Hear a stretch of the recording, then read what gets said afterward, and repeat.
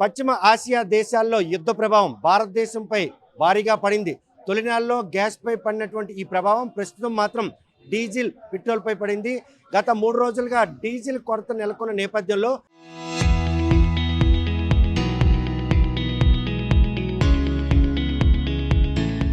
ఇతర రాష్ట్రాలకు తరలి వెళ్లి డీజిల్ తెచ్చుకునే పరిస్థితి.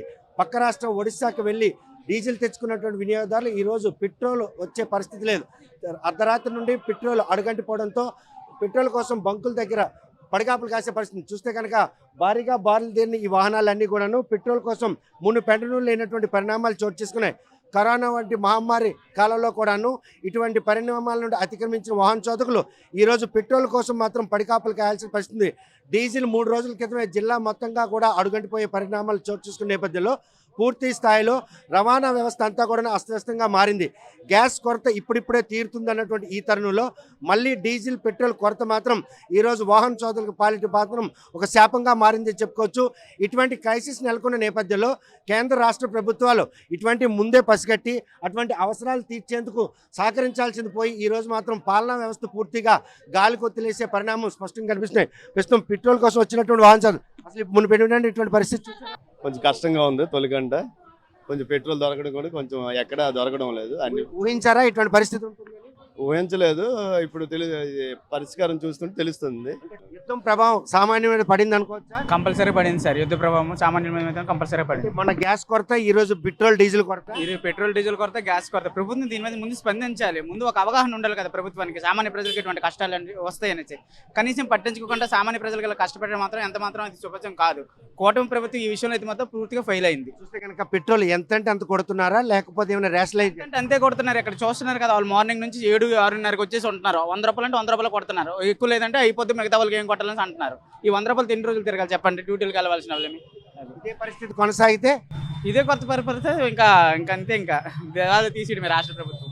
చూస్తే కనుక ఒక స్టూడెంట్ గా ఈ క్రైసిస్ నుండి అతిక్రమించాలంటే ఏ పరిణామాలు ఈ రోజు అన్న? ఈ రోజు కాలేజ్కి వెళ్ళాలన్నా పెట్రోల్ లేదన్న, బండికి ఒక పక్క బస్సులు కూడా లేవన్నా. ఇది ఎవరో వస్తున్నారు, దాని దృష్టి కూడా ఆలోచించాలి. ఇప్పుడు ఈ కూటమి ప్రభుత్వం మేము ఒకటో తెలియజేస్తున్నాం, వీలైనంత వేగంగా ఇది చూసే విధంగా చూడండి అన్న. అంటే యుద్ధ ప్రభావంతో గ్యాస్ కొరతను కూడా ఇప్పటికీ కూడా తీర్చిన నేపథ్యంలో ప్రస్తుతం ఈ పెట్రోల్, డీజిల్ కొరత కనుక ఇలా కొనసాగినట్టు అయితే ఇలా మళ్ళీ లాక్డౌన్ వచ్చే పరిస్థితి లాగా ఉందన్న.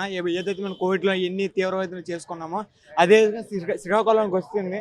అది చూడండి అన్న, మిగతా బాధ్యత కూడా చూడండి అన్న.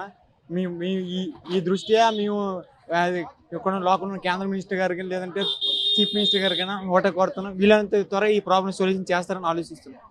ప్రస్తుతం ఈ సమస్య తీవ్రత పెరక్క ముందే వీటికి సంబంధించిన పరిష్కార మార్గం కూడా వెతకాలని కోరుతున్నారు.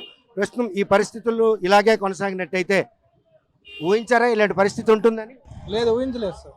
పెట్రోల్ కోసం పడికాపులు కాయాల్సిన అవసరం ఉంటుందని? లేదు, ఊహించలేదు. డీజిల్ పూర్తిగా క్లోజ్ అయిపోయింది. రవాణా వ్యవస్థకు సంబంధించిన వెహికల్స్ ఏమైనా అందుబాటులో వచ్చే పరిస్థితి అంటే ఆటోలు కానీ, కార్లు కానీ, బస్సులు ఇవన్నీ కూడా ఆగిపోయే పరిస్థితి ప్రస్తుతానికి బాగానే ఉందనిపిస్తుంది. మరి ముందు రోజుల్లో చూడాలి. ఇప్పటికిప్పుడు ఆర్టిఫిషియల్ క్రైసిస్ అనుకోవచ్చా, లేకపోతే నిర్లక్ష్యం అనుకోవచ్చా? అది మనం చెప్పలేం.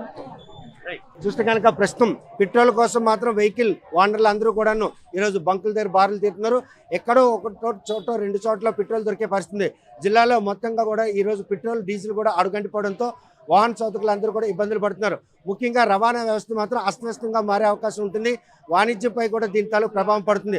పెట్రోల్ కనుక అందుబాటులో లేకపోతే ఉదయం లెగిస్తే ఇతరత్ర ప్రాంతాలకు వెళ్ళిన ద్విచక్ర వాహన చోదకులు మాత్రం ఈరోజు ఇబ్బందులు పడే పరిణామాలు మాత్రం ముందు కనిపిస్తున్నాయి.